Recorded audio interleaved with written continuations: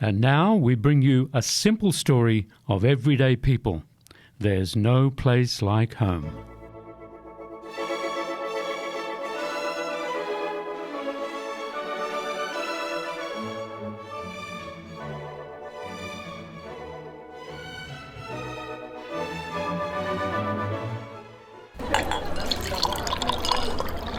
We did it! We sure did. We saw off the Happy Earth Mining Company. No more pink Sanusium mine for Coochie Creek. It just goes to show that grassroots action can make a difference. These mining corporations might think they're top dog around here, but when ordinary people get together, anything can happen. You mean like fascism and lynch mobs and Black Friday sales? No, I mean good stuff. When ordinary people get together, anything can happen. That's good. Little people can achieve anything, like showing the man who's boss. And who is boss? The people who aren't the man, I guess. You mean the woman? No, I mean, yeah, sometimes the woman is good, obviously. Except when she's a woman you don't like, such as Margaret Thatcher or Meghan Markle or the Harry Potter lady. Or annoying bossy ones who take too long at the shops because they can't choose self-service checkouts.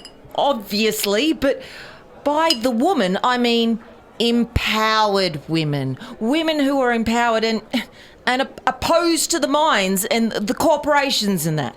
Like Greta Thunderbird or... Bonnie Blue. Who? Google her. No, don't. Well, anyway, yeah. When ordinary people get together, they can, do stuff and show people in power that the people who aren't in power have the power because they're... The people! Power to the people! To the little people! No, the little people. No, that's discriminatory against the plus-size community who are a marginalised minority. Really? Big people are little people too. Yeah, big people are little people and little people are also little people, and when enough little people, by which I mean people of all sizes, get together, they can do big things like showing the man who's boss or the bosses. Yeah, we showed the man that the people, which means the little people, which means people of all sizes, including the big people, which includes the women, are the boss. Power to the people! So long as the people don't run corporations, I presume. Oh, yeah? Yeah. Now the people can communicate directly with other people, so we don't need the corporations to tell us what to do and that. Because of social media and smartphones and the internet, corporations no longer have any power. You really think that? And Coochie Creek no longer has a pink Sanusium mine. Solidarity. Comrades, the mining company has been defeated and has run off with its tail between its legs. The man has a tail now? This man does. And he's run off with it between his legs. To open a mine 40 kilometres away. Yep, you sure showed him. To be honest, I do feel a bit sorry for those poor people in Lake Miserable. Poor? They're not poor. They might look like bogans, but there's a reason they have so many abandoned cars. They're not short of a quid or two. And anyway, we still need stuff. Stuff that comes out of the earth, like metal and batteries and oil and pottery and all that.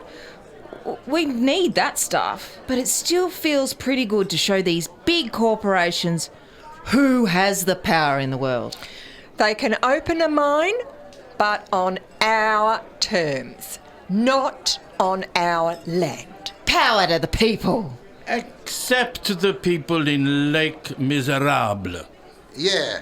I'll stop going on about Lake Miserable. But what about the constant noise, the ugly buildings, the toxic smell? The poor mining company will just have to get used to it. Seriously, it might be an ugly little town and the people might have knuckles that are unusually close to the ground, but that's no reason to inflict a pink Sanusium mine on them. Do you remember that footy match a couple of years ago? Oh, yeah. Where the Lake Miserable team donated a van full of beer to the umpire and suddenly they won by 75 points, even though most of the team were injured. Remember that? I do remember that. Yeah. Bloody cheats. Yeah. Suddenly I reckon Lake Miserable is the perfect place for a mine. Shame it's not asbestos. There is one thing. What? Well, since the mine is still going ahead, all these protesters, all these people who have come to the town to protest about the mine, surely they won't go away and they will continue to make a fuss. Coochie Creek might have seen off the mine, but we've gained a bunch of smelly weirdos camping on the oval, churning up the dirt and polluting the creek. Oh, I wouldn't worry about that. Half of them are in favour of the mine anyway.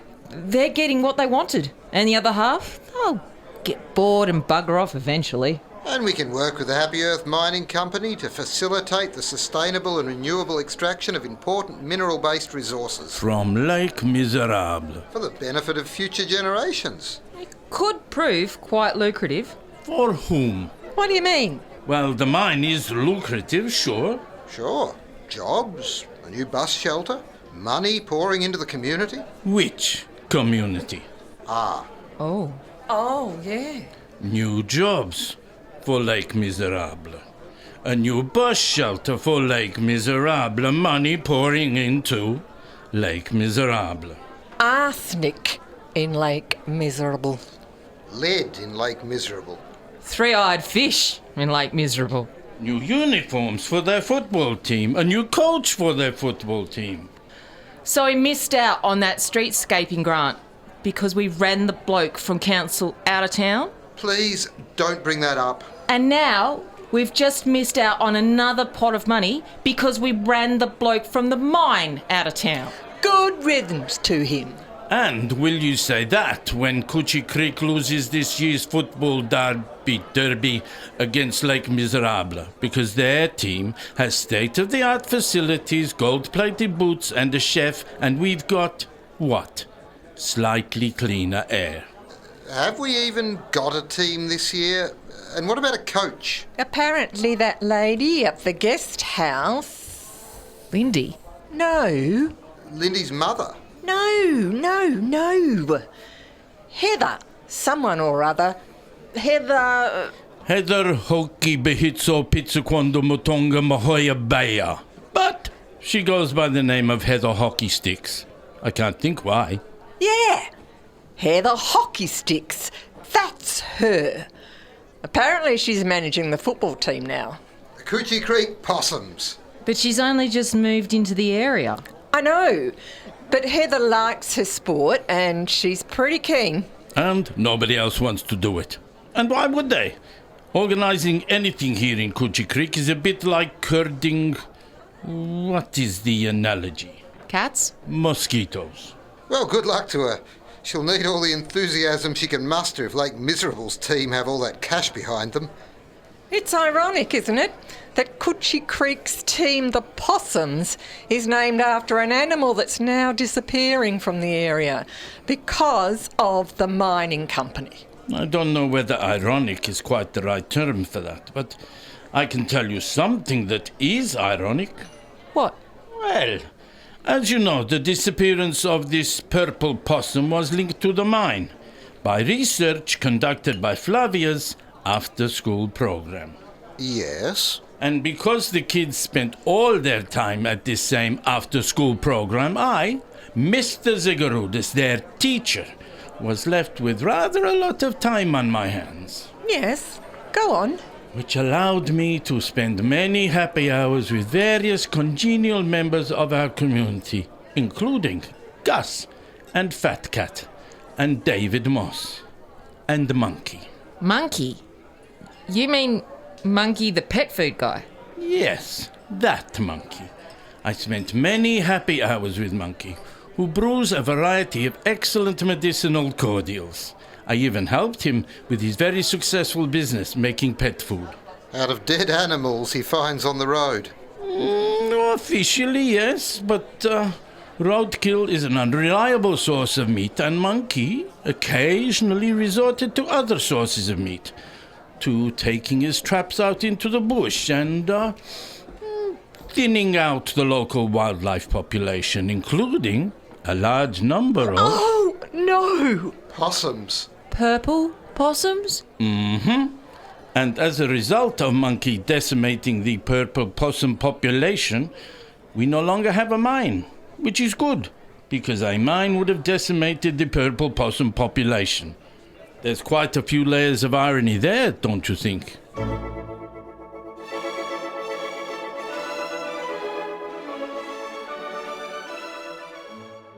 So, Monkey was responsible for the disappearance of the rare purple possums, not the mine. The population of Coochie Creek sure showed the man who's boss. But will they have a football team? Find out in next week's episode of There's No Place Like Home.